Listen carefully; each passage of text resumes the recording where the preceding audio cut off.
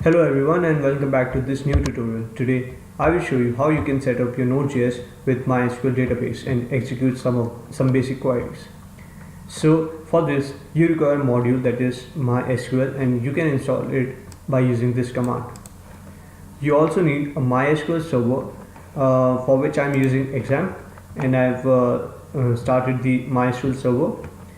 If you don't have it, you can install it from their official website according to your operating system you are using. You can find more information about this module on this page.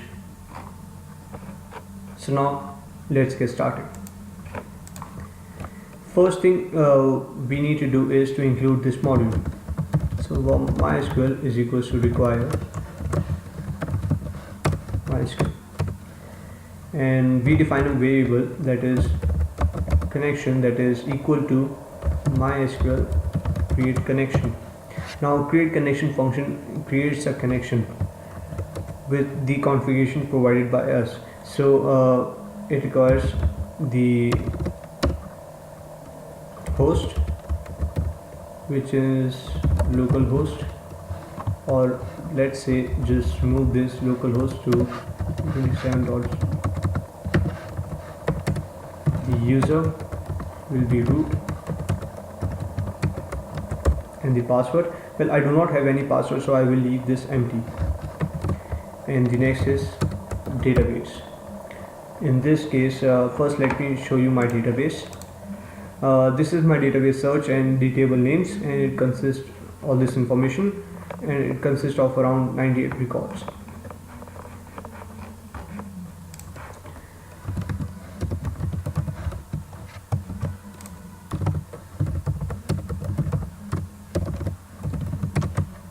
Now this connect function initiates our connection and it takes a callback that is the parameter error. So if there is no error,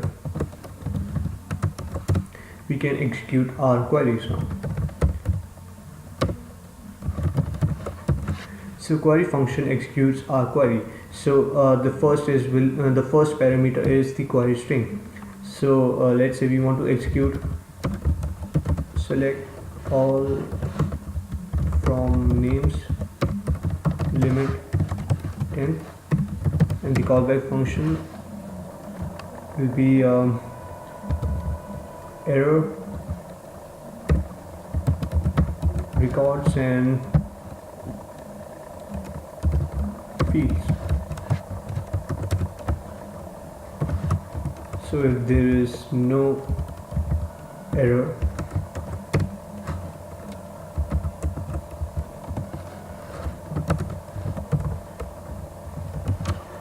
connection.end is basically used to close a connection.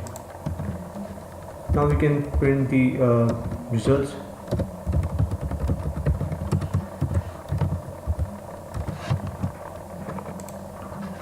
And now let's execute this script.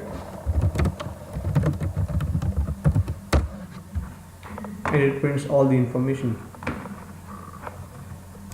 Now what if we replace records with the fields? It will print the information about the table.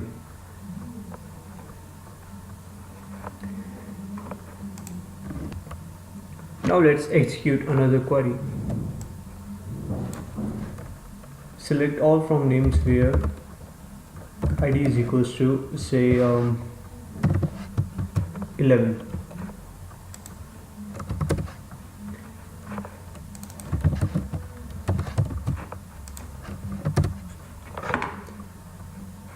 Another way to execute this type of query is using prepared statements.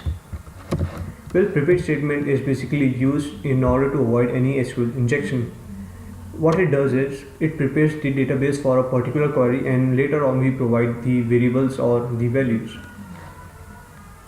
So here is an error where we will provide our values. So I wanted 11 as the value, and now execute this. And it works. And where name is equals to say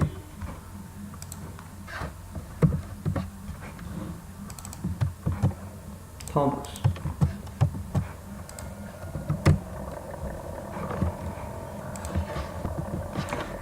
Now let's insert a record.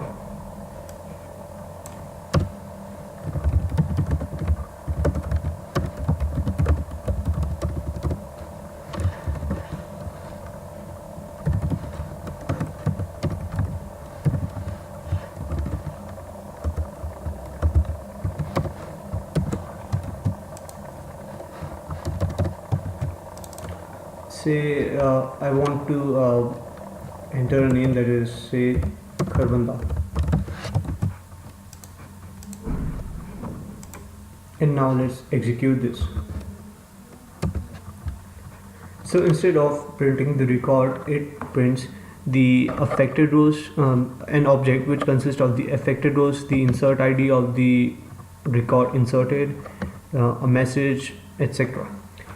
So now let's update this particular record.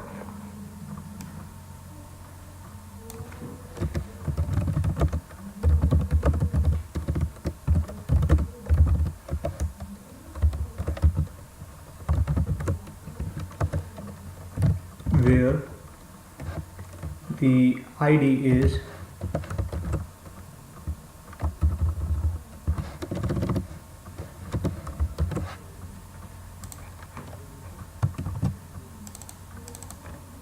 now let's say I wanted to change it to Aman, and the ID would be 103.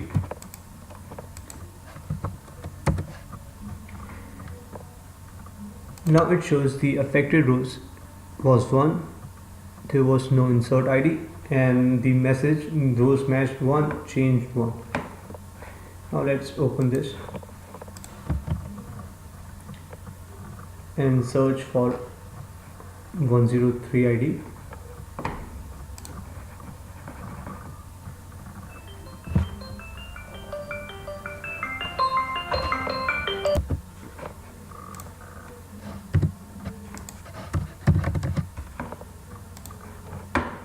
And here is our record. Now we will try to delete this record.